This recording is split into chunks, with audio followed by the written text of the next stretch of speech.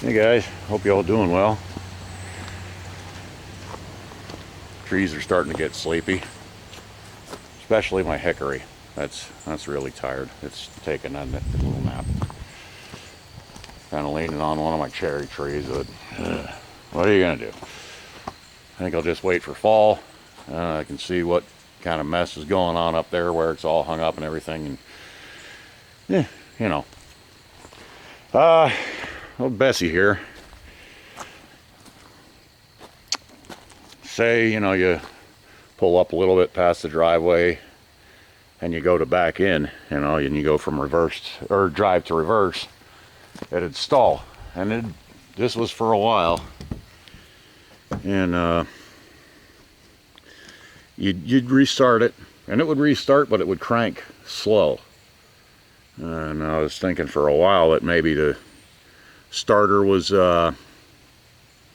tired, and after the engine's warmed up, this and that, because it only did it when it was warmed up after you took it for a run. But anyhow, I thought the starter was getting old, so I thought maybe I'd be changing out the starter. But my wife was sitting down there at the mailbox, kind of listening to it idle. She just heard it idling at the mailboxes. She's checking the mail, and she hears something, and she brings it up, and I listen to it, and yep, that's something. It's got a real light knock. So I figure the stalling is spun bearing, season up bearing, I don't know, la-di-da, but there's a knock there and something's freezing up. It still runs, still sounds great. Thing that's always bothered me about this engine, and I ain't gonna try to show it right now, but you'd start it up and you could hear this kind of noise, and not a good one, just for about a half second, till it kind of, I guess, gains oil pressure, and then it would go right away. And it always did that, and it bothered me, but I didn't think a lot of it. But I think this engine's just tired. So what I got, that blue Bronco that my wife scored a little while back, back there behind Lulu. My daughter and I pulled the engine. Here that is.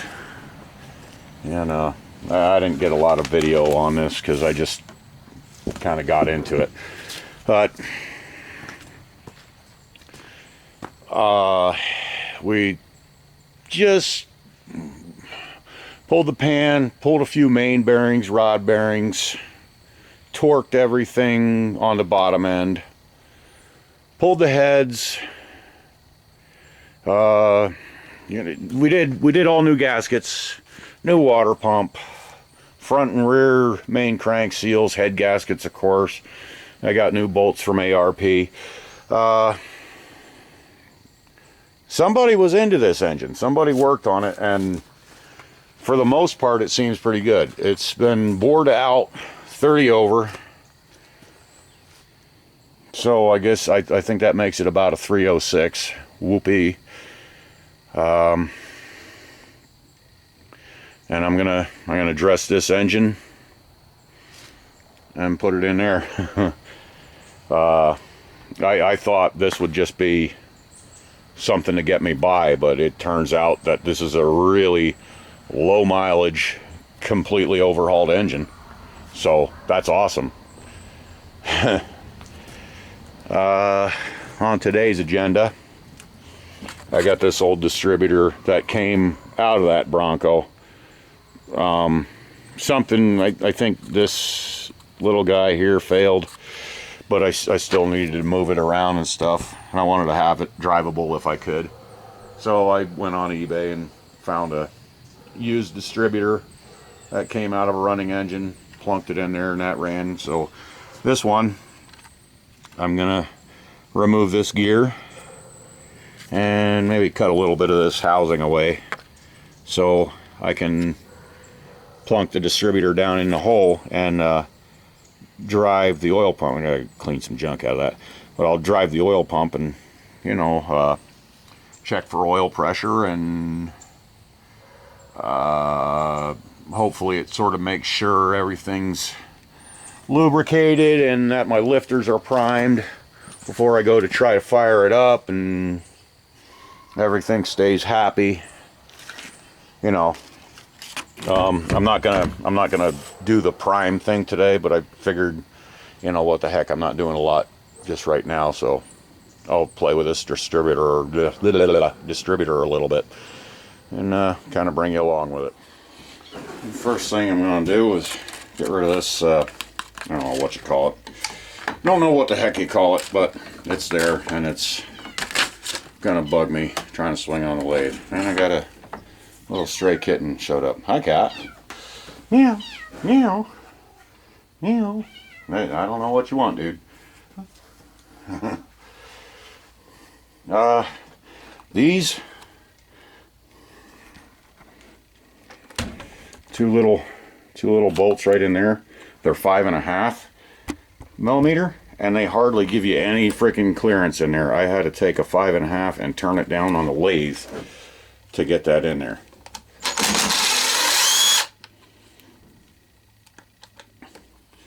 You might be able to, I don't know,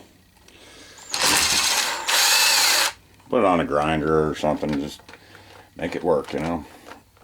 Now it's a bolt would let go. I don't know. If they got bolt heads, even tiny things, I call them bolts. I know there's so much friggin' controversy. Get over yourself. And there's that thing. That's the thing that failed. Maybe because all that dielectric is all wrapped up on there. But that's that. And next, we got a roll pin. At least it ain't a blind one. What do you want, cat? I got nothing for you. Meow. Meow. Got nothing for you, cat. Go away. Don't feed strays. They become a nuisance real quick. I'll be cool to him. As long as he's not a jerk, but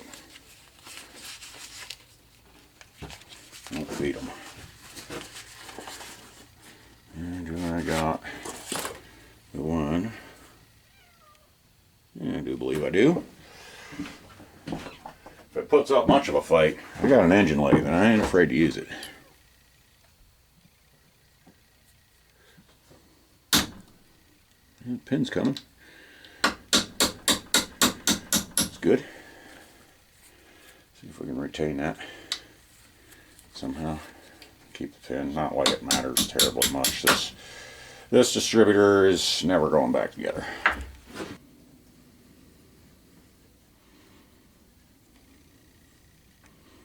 I don't mind it deforming the hacksaw blade.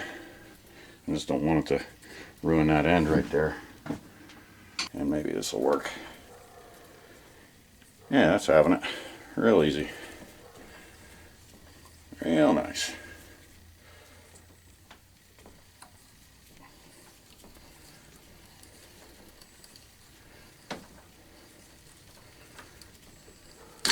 There it is. Don't give it a freaking deep throat, idiot. Honestly, don't need to do any lathe work. I didn't even need to rip it down this far. I just want to make it obvious that this ain't a distributor you're going to try to put in and run, because I don't know what failed. The distributor itself's probably alright, but or was before it kind of sat outside. I know, I said I didn't have to, but I want to because it's fun.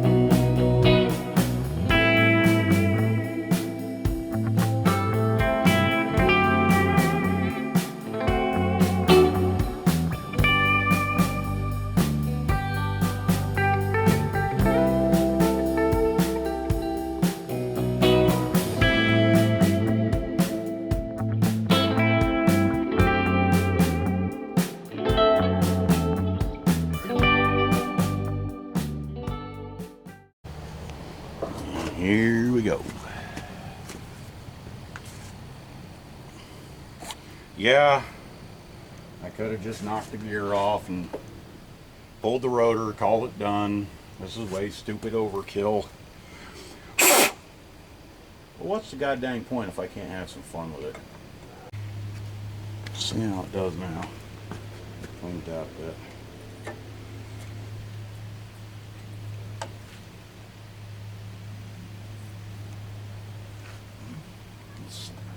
It's setting. Yeah, it's setting where it ought to be. You don't want to turn. Don't like that. Meow. Hey, cat. Let's see if we can gently destroy it. Okay. All right. This doesn't turn by here. All right. There it goes. Okay. Okay.